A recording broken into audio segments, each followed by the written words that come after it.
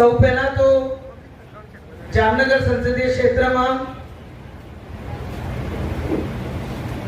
अमृत योजना अंतर्गत जी विकसित भारत का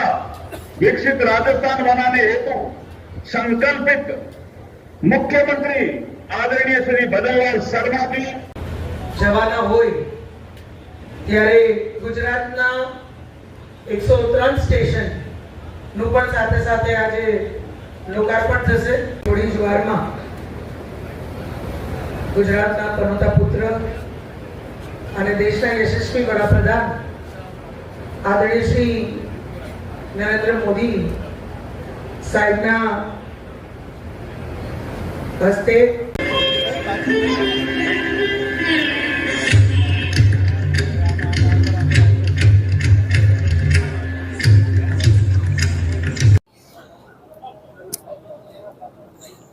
आज रोज अपना गुजरातना पनोता पुत्र और देशना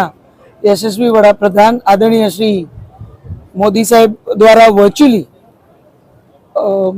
आखा देशना पुनः विकसित 103 रेलवे स्टेशन नो लोकार्पण करवामां आव्युं, जेमां गुजरातना 18 रेलवे स्टेशन्स नो लोकार्पण थयुं। एमां जामनगर संसदीय क्षेत्रना 6 रेलवे स्टेशन एटले के राजकोट डिविजन और भावनगर डिविजन 6 रेलवे स्टेशन पुनः विकसित रेलवे स्टेशन लोकार्पण करवामां आव्युं। माननीय प्रधानमंत्री श्रीए कीधुं एम कि आपणे ज्यारे अमृत काळ में होय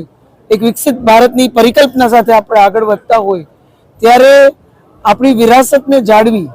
जेमां आपणी सांस्कृतिक अने ऐतिहासिक धरोहरनी तो प्रतीति थाय, पण आजना समय मुजबनी अद्यतन सुविधाओ आपणा आवा बधा ज आयामोमां मळी रहे ए प्रकारनी व्यवस्थाओ तमाम आपणी जेटली आवी माळखाकीय सुविधाओ वधे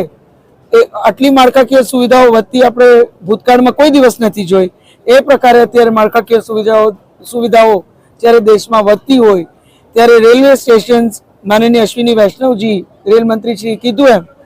कि आजादी पछी पहली वखत एवुं बन्युं हशे कि देशना आटला बधा रेलवे स्टेशन ने पुनः विकसित करवामां आव्या अने माळखाकीय सुविधाने अने खास करीने रेलवेनी माळखाकीय सुविधाने आटलुं महत्व आपवामां आव्युं। त्यारे जामनगर संसदीय क्षेत्रना आजे जे 6 पुनर्निर्मित स्टेशनोनुं लोकार्पण थयुं, तो आप सौना माध्यमथी हूँ जामनगर संसदीय क्षेत्रना सर्वे नागरिकोने खूब खूब अभिनंदन पाठवुं छुं।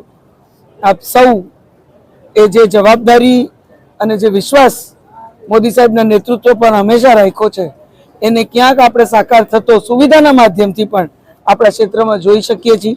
आपणे सौ जाणीए छीए के रेलवे एटले मुख्य यातायातनुं साधन अने तमाम नागरिको जे रेलथी ट्रेवल करता होय, जे मुसाफरी करता होय,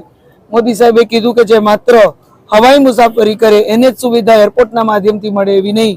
पण आपणा रेलवे स्टेशनोमां पण एरपोर्ट जेवी सुविधा होय ए विचारथी अने आपणी विरासतनी प्रतीति पण आपणा स्टेशनोमां थाय ए प्रकारे आखी नवीनीकरणनुं कार्य करवामां आव्युं छे। एमना द्वारा ज आ 106 रेलवे स्टेशन નું ખાતમુહૂર્ત કરવામાં આવ્યું હતું। એમના દ્વારા આજે જ્યારે આ લોકાર્પણ થયું છે ત્યારે આ નવી સુવિધાઓ બદલ પુનઃનિર્મિત સુસજ્જ સુવિધાઓથી સુસજ્જ આપણા રેલવે સ્ટેશનો બદલ પુનઃ હું સર્વે આપણા નાગરિકોને ખૂબ ખૂબ અભિનંદન પાઠવું છું અને આ તકે માનનીય પ્રધાનમંત્રી શ્રી, માનનીય રેલ મંત્રી શ્રી